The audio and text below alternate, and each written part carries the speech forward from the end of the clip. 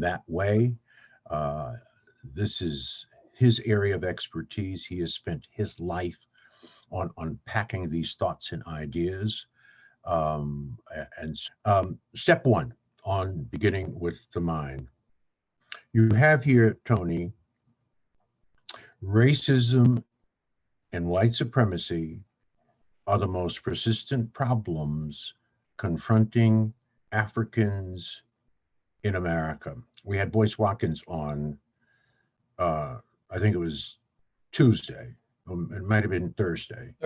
Boyce Watkins said something very, very interesting.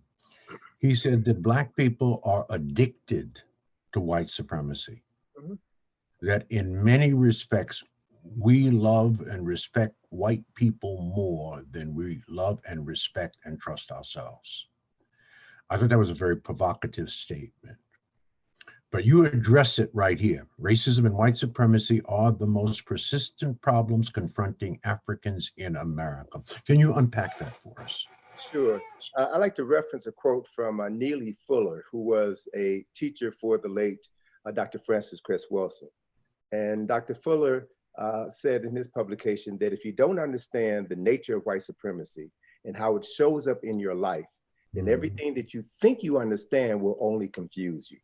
So the reality is racism and white supremacy are so ubiquitous that we accept it as a natural state of being, when in fact, it has always been an unnatural state of being, because there's no race that is superior to another race. It's a false construct. And so the first thing that we have to do is understand who created that false construct and how it shows up in our lives, so that we can begin to remove its presence from our consciousness. It's the same thing that Dr. Carter G. Woodson referenced in his book, The Miseducation of the Negro, when he said, when someone controls your thinking, they can tell you where to stand. They will order you to go to the back door of any society. And if there is no back door, you will create one for your special purposes. Miseducation is white supremacy. Miseducation is racism. So these forces exist, they're very real, and we need to confront them head on.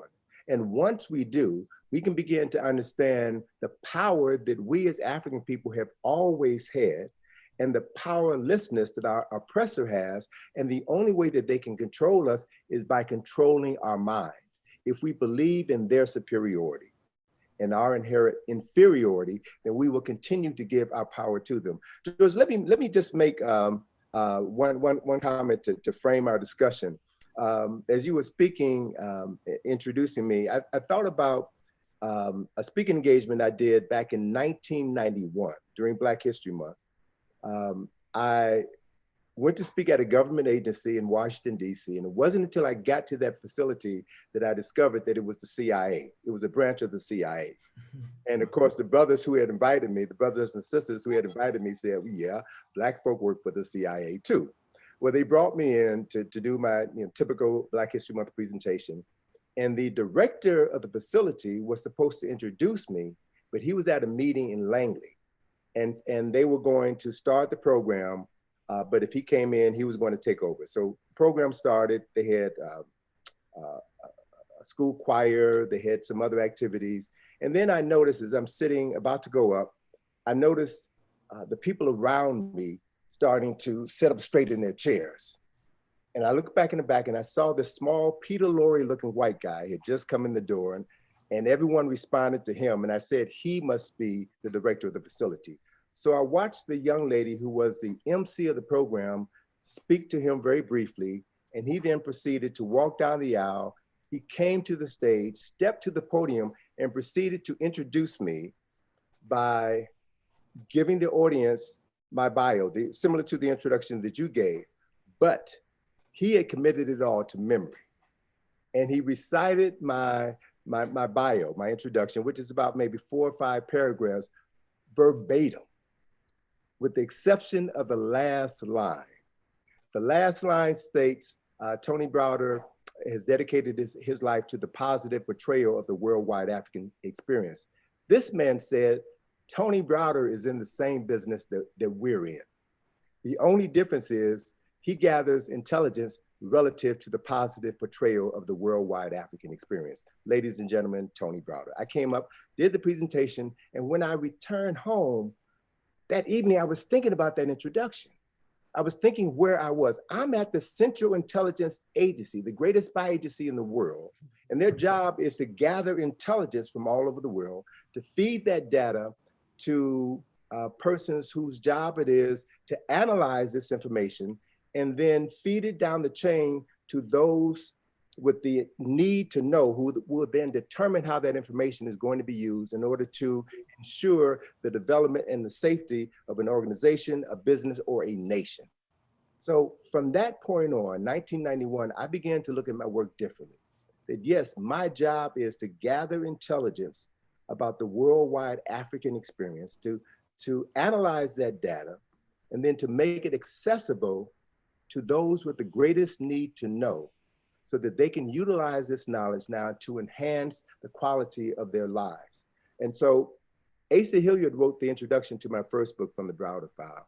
And based on the response to that book, I saw a need to give people practical information on how to apply this new knowledge in their lives.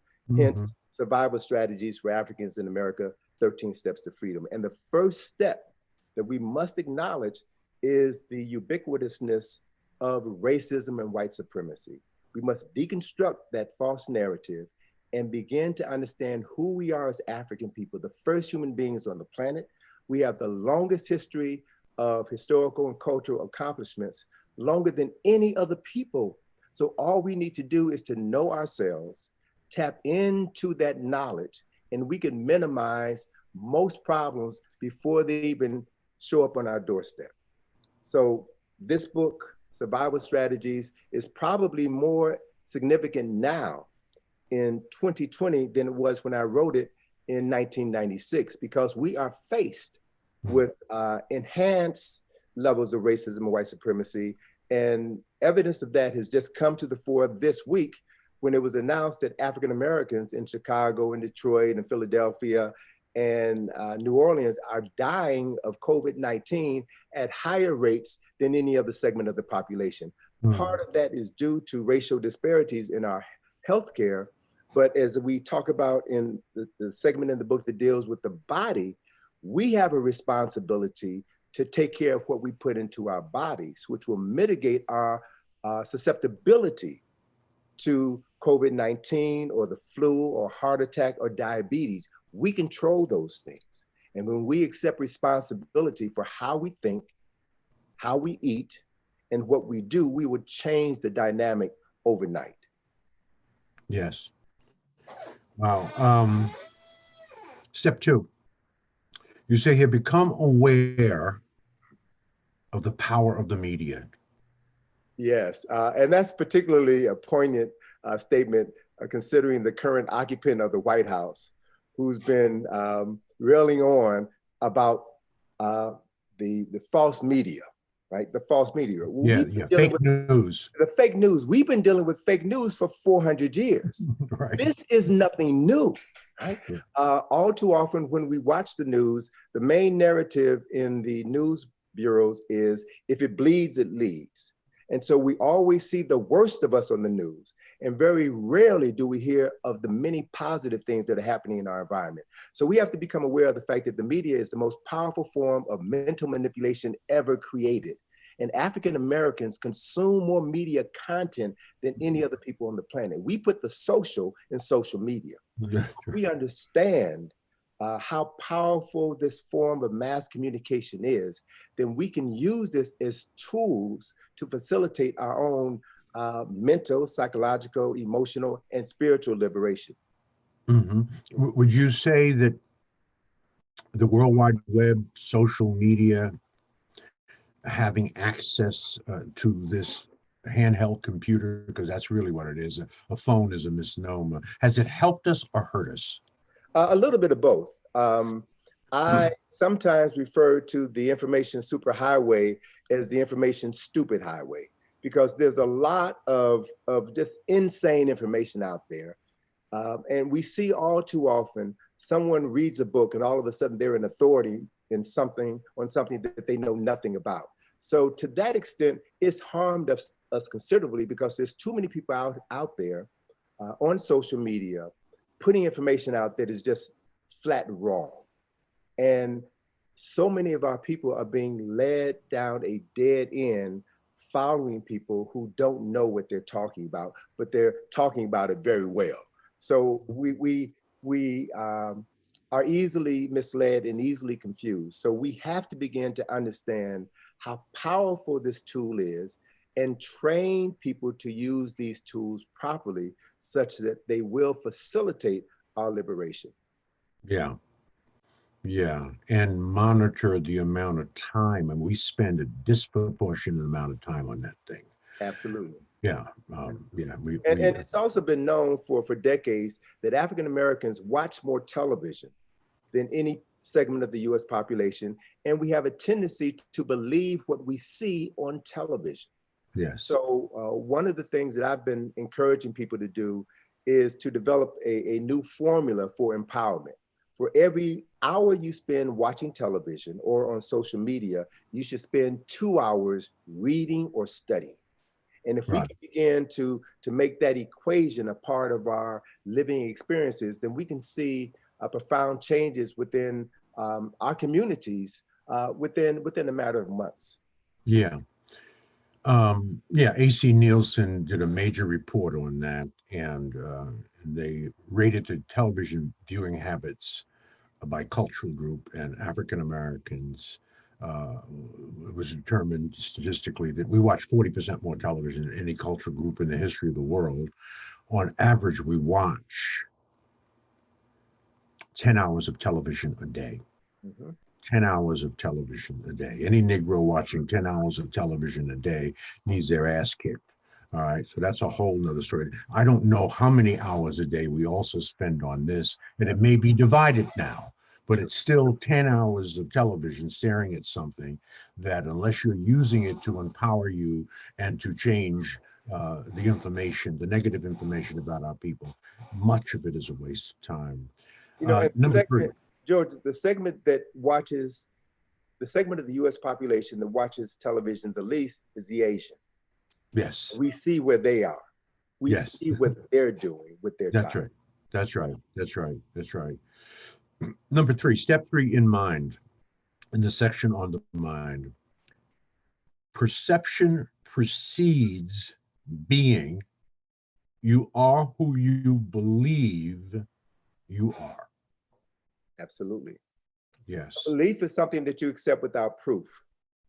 And if someone tells you that you are inferior, you are less than, that you are incapable of doing X, Y, and Z, and you believe that, then you will fulfill that negative self-fulfilling prophecy.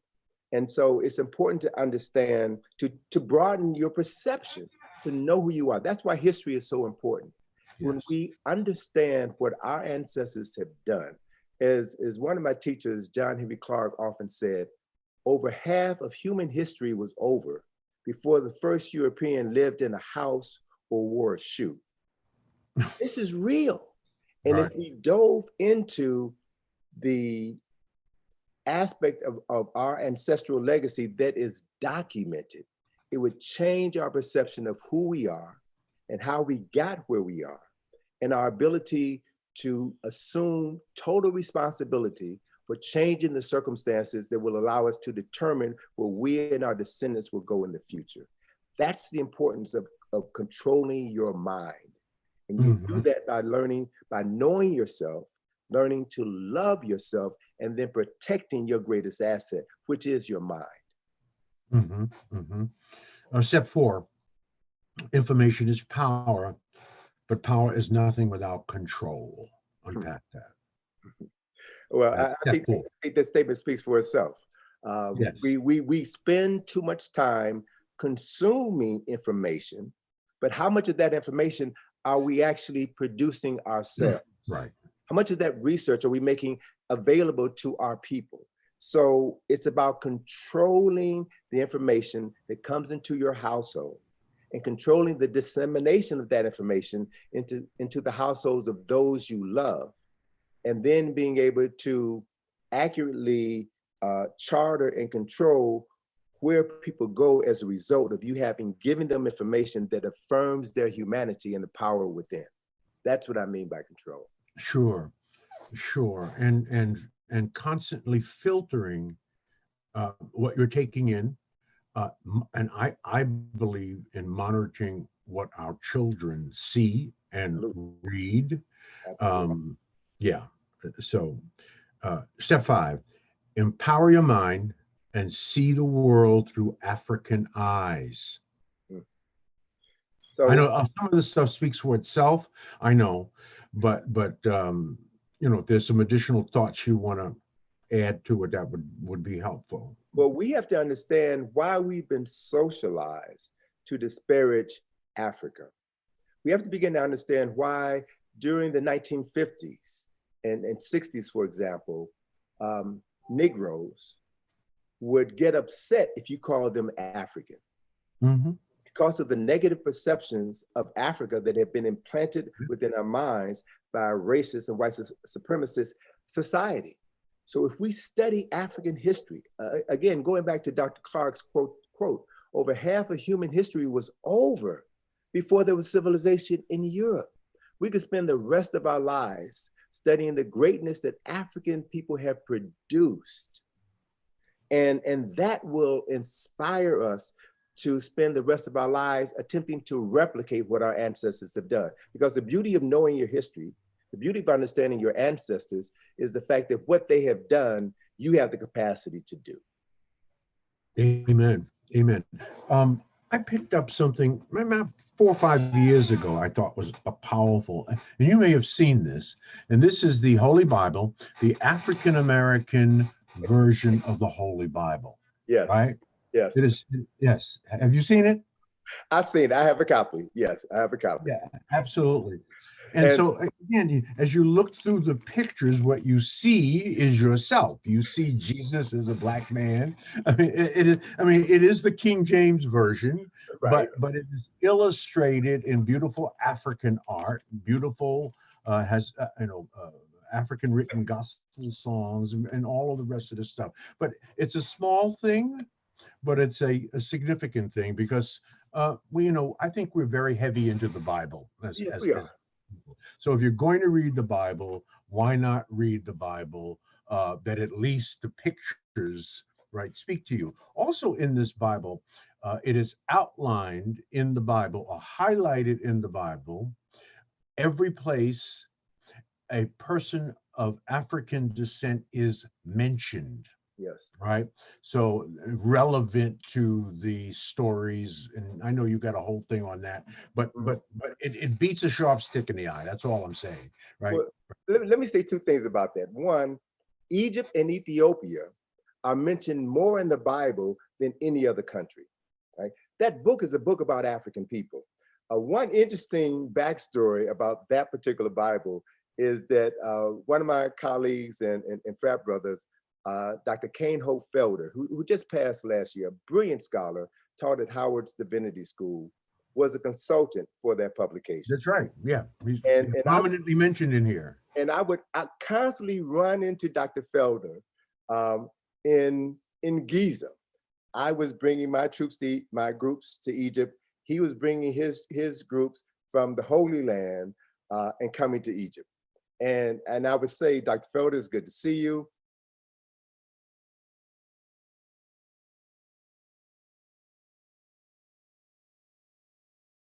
Have you been to Luxor yet? No, no, no. We just visit. Came up to me and said, Brother Browder, I finally went to Luxor, and now I understand what you're talking. Right, right, right. Now I understand.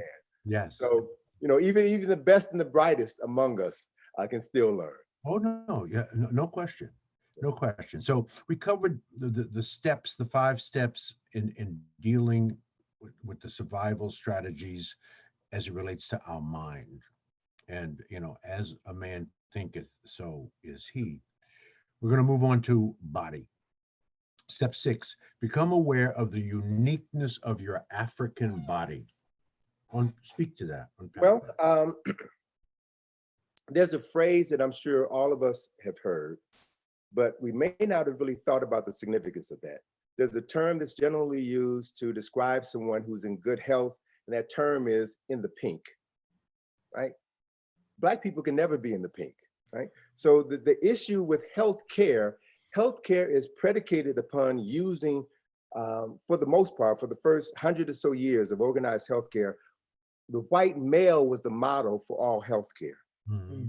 And everyone else was attended to based on the data that doctors and scientists had accrued as a result of studying white men. Well, we're not all the same. African bodies are profoundly different from European bodies. And so if we are going to subject ourselves to a European-centered healthcare system, then we need to understand the uniqueness of our bodies and insist when we go to the doctor that they look for things that are specific to African people and not examine us based on the European model. So what I've learned over time in my trips to visit doctors and taking my mother and grandmother to the doctors when they were ill, if you don't advocate for your own health, you will not be respected by the healthcare professional. And the more you know about your body, the more you read up about your illness and come and have intelligent discussions with them, the more they will respect you and give you the care that you deserve.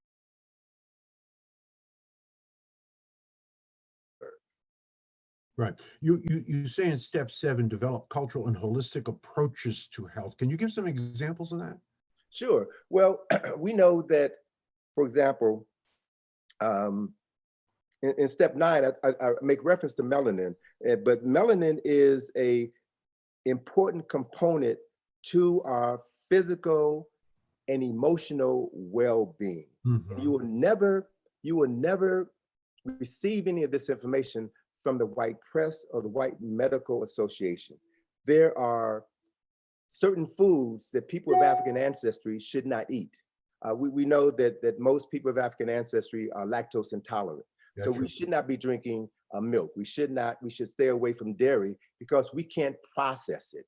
And much of the asthma that the African American community has is a result of us consuming foods that our bodies are not designed to process. Black people are not white people. Our bodies developed in a different environment. Our bodies respond to different foods. We respond to the environment differently than others. So know yourself. And once you know yourself and adapt certain diets that enhance the quality of our melanated bodies, that allows you to live a healthier quality of life. Yeah, there are a lot more African Americans now partaking in veganism. Are you a vegan? Now, I'm a vegetarian. I've been a vegetarian for 45 years. Okay. And that came about as a result of my beginning to associate more with vegetarians, reading Dick Gregory's book on vegetarianism, reading what was at that time the Bible of vegetarianism, a book called Back to Eden by Jethro Kloss. And what I read just made sense. Our bodies, the human body, technically is not designed to process meat because we have a long intestinal tract. Animals that are carnivores have a short intestinal tract and they have canine teeth to tear flesh. So once you begin to understand the structure of the body and you eat the foods that your body was designed to process, you will begin to have a healthier relationship with your physical well-being. I don't have to give up ribs, do I? Brother, look, I've gotten to the point in my journey where you can eat whatever you want to eat, but just eat the best quality. The best quality. So stay away from the junk food. Stay away. If you are what you eat, then what are you when you eat junk food? You are junk. I mean, this is real. Whatever you eat affects you on a cellular level. And when you know that, and when you realize that your body is a temple of God, that's right, right? Then you would not do anything in a temple, in a sacred environment. So why would you subject your body to anything? So I am as careful about what I put into my body as I am when I go into a church, when I go into a mosque. It's a sacred vessel, and I treat it as such. Yeah, that's a good analogy. It says, become aware, step 8, become aware of your mind-body relationship. Yes, Okay. yes, yes. So, gosh, I'm thinking of the phrase is a psycho neuro. I'm blanking on the term now, but there's a direct relationship between what you think and how your body responds. Let me give you an example. There's a story about a woman who had just given birth and had an argument with her husband, a very heated argument before he went to work. And the woman later in the day, as she was breastfeeding her child, Hmm. was reliving the argument in her mind. Now, when you become angry, your mind, the limbic system within your mind is where your fight or flight program resides. So whenever you are threatened, then your body has to respond to either fight to protect you or flee to protect you, right? It's automatic. And so this woman was reliving the argument that she had with her husband as she was breastfeeding her baby. And that fight or flight syndrome kicked in. And typically what happens is that there is a flood of adrenaline that gives you the strength to run fast or to fight hard. And that extra adrenaline was secreted within her body, went into her breast, went into her breast milk, into her child's body and killed her child. Wow. There are many cases like that that are documented. And so one of the reasons why people pray before they eat is that there is power in the thought and the word, and that power affects anything that you put into your body.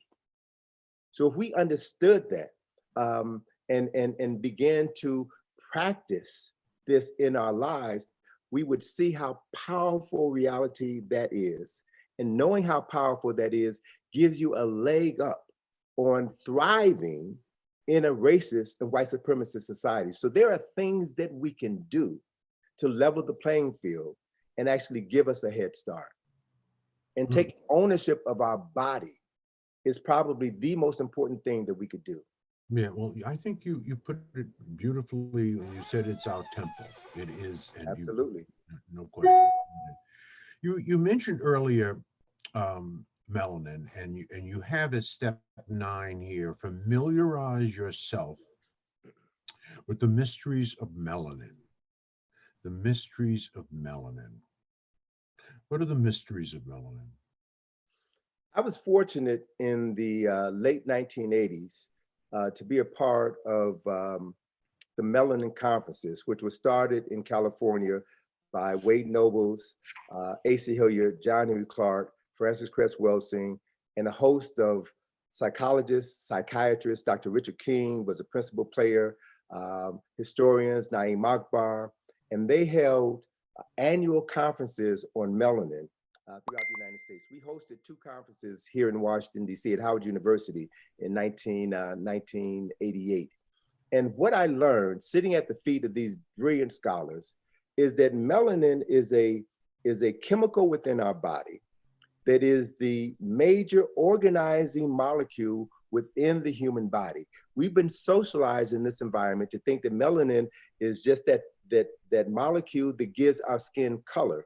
But melanin is in all of the major organs of your body. There are 7 areas in your brain, in your spinal cord, in all of your major organs. There are these melanated cells. And because of the fact that people of African ancestry have enhanced levels of melanin in their body, European physicians, scholars, and scientists don't share that information with the general public. As a result of my cultivating relationship with these scholars and then sponsoring the conferences, I attracted the attention of some colleagues of mine who worked at the National Science Foundation here in Washington, D.C. They Mm-hmm. attended the conferences, we cultivated a relationship, and it just so happened that one of my friends was a librarian at that institution. The other guy was the head of security. He had the keys to that facility. And we would come in after hours and go through the library and just find that these white folk, National Science Foundation holds melanin conferences every single year. They're studying this chemical and seeing how they can artificially create it, recreate it in the laboratory so that they can enhance themselves. And so melanin, Tony, that is not entirely unique to African people, or is it entirely unique to African? Everybody has melanin. Every living being has melanin in their body. It is the major organizing molecule within the body. Without melanin, you would die. People of African ancestry just happen to have more. And there was a brother who was part of this consortium, Dr. Carol Barnes, who lives in Houston, Texas. He is a chemical engineer. And he brought to this conference his background, his chemical background on melanin. And what he has shown is that, for example, when you watch Black athletes on the basketball court and you see brothers make the no-look pass, he said the reason why they're able to do that, the reason why they're able to move with these displaying this remarkable skill is because the melanin